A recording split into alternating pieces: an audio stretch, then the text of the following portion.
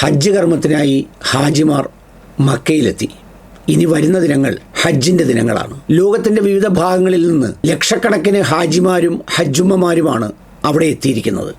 ആ എത്തിയിരിക്കുന്ന വേളയിൽ നാട്ടിൽ ഒരു ഹജ്ജും കഴിഞ്ഞ്, അല്ലെങ്കിൽ ഈ ഹജ്ജിന് വേണ്ടിയുള്ള ത്യാഗങ്ങൾ യഥാർത്ഥ ഹജ്ജിനേക്കാൾ വലിയ ത്യാഗം സഹിച്ചെത്തുന്ന കുറേ മനുഷ്യരുണ്ട്. ആ മനുഷ്യരുടെ കഥ അൽ ജസീറ TV ഇന്ന് പറയുകയുണ്ടായി. അതിൽ കാണിച്ച ഒരു ഉമ്മയുടെ പേര് നാജിയ അബൂ ലഹിയ എന്നാണ്. 64 വയസ്സുണ്ട് ആ ഉമ്മയ്ക്ക് പ്രായം. കാണാം, കേൾക്കാം ആ ഉമ്മയുടെ ചെറിയ ദൃശ്യങ്ങൾ. كنت مخططة أن جوزي نروح الحج والله، بس جوزي توفى وما لوش نصيب يروح الحج، والله كان نفسه في إنه يروح يحج معايا، بس ما صارش نصيب توفى، وأنا خايف أنا الثاني ألحقه وأنا نفسي في الحج، لكن متأملين إن شاء الله إن الحج رغم القيود ورغم الحصار المعبر اللي مقفلينه. طب ليش الحجاج يصير فيهم هيك؟ ليش يعني؟ بدهم يأدوا أقل شيء يعني فريضة حج، ما بدهم يعملوا إشي، فريضة حج والأيام ويرجع يعني كل أيام ما بتستغرق. ناشد والله إنهم يفتحوا لنا المعابر اللي بيختص بالأمور هذا، إنهم يفتحوا لنا المعابر يعني بكفي والله. എന്താണ് ഉമ്മ പറഞ്ഞതെന്നറിയോ? നമ്മുടെ ഇപ്പം നാട്ടിൽ നിന്ന് ഒരാൾ ഹജ്ജിന് പോകുന്നു. ഹജ്ജിന് പോകുന്നതിന് അപേക്ഷ കൊടുക്കുന്നു, നറുക്കിട്ട് തിരഞ്ഞെടുക്കുന്നു, അതിനുവേണ്ടിയുള്ള കാശ് റെഡിയാക്കുന്നു, അയാൾ പോകുന്നു.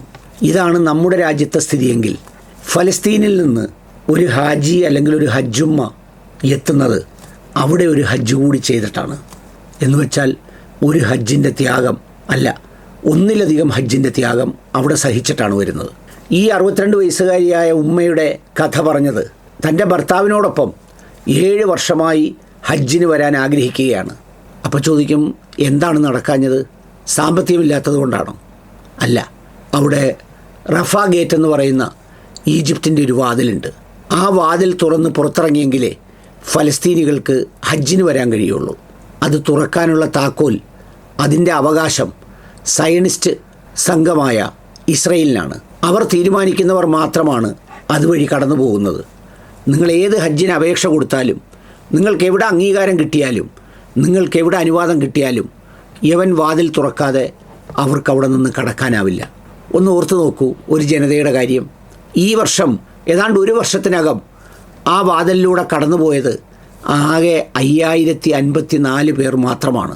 ഒരു രാജ്യത്തുനിന്ന് പുറത്തേക്കിറങ്ങാൻ വേറൊരു രാജ്യത്തിൻ്റെ അനുവാദം വേണം എന്ന് പറയുന്ന സമാനതകളില്ലാത്ത ഭീകരത അനുഭവിക്കുകയാണ് ഒരു ജനത. അവിടെയാണ് ചിലരൊക്കെ ന്യായങ്ങൾ പറഞ്ഞ്, ചില പ്രവൃത്തികൾ കൊണ്ട് ചില കാര്യങ്ങളെ ന്യായീകരിക്കാൻ ശ്രമിക്കുമ്പോൾ നമ്മുടെ നിയന്ത്രണം വിട്ടുപോകുന്നത്. ഇതുപോലെ സ്ട്രെയ്റ്റ് ഓഫ് ഹോർമുസും പിടിച്ചെടുത്ത് വാതിലുകൾ അടയ്ക്കാൻ വേണ്ടി ശ്രമിച്ച യുദ്ധമാണ് ഇപ്പോൾ അവിടെ എത്തി നിൽക്കുന്നത്. സ്വന്തം ഭർത്താവിനോടൊപ്പം വരാൻ ആഗ്രഹിച്ച് ആ ഭർത്താവ് ഇതേ ഇസ്രയേലിൻ്റെ ബോംബാക്രമണത്തിൽ കൊല്ലപ്പെടുന്നു. എന്നിട്ട് പോലും അവർക്ക് ഹജ്ജ് ചെയ്യാനായി വരാൻ കഴിയുന്നില്ല. കാരണം വാതിൽ തുറന്നു കൊടുക്കുന്നില്ല. ഒടുവിൽ ആ വാതിൽ തുറന്ന് ഹജ്ജിനെത്തിയിരിക്കുകയാണ് ഈ നാജി അബൂ ലഹിയ എന്ന് പറയുന്ന ഈ ഉമ്മ. അവർക്കുണ്ടാകുന്ന സന്തോഷം എത്ര വലുതായിരിക്കും, അവരുടെ നിശ്ചയദാർഢ്യം എത്ര വലുതായിരിക്കും.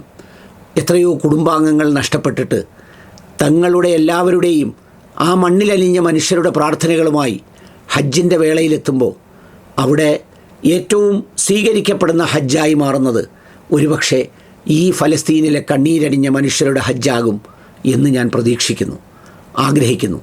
ഹജ്ജിൻ്റെ കർമ്മങ്ങൾ ഒരു ബുദ്ധിമുട്ടുമില്ലാതെ സന്തോഷമായി പൂർത്തിയാകട്ടെ എന്നും സമാധാനമായി അവർക്ക് അതിനുള്ള അവസരം കിട്ടട്ടെ എന്നും ആത്മാർത്ഥമായി പ്രാർത്ഥിക്കുന്നു.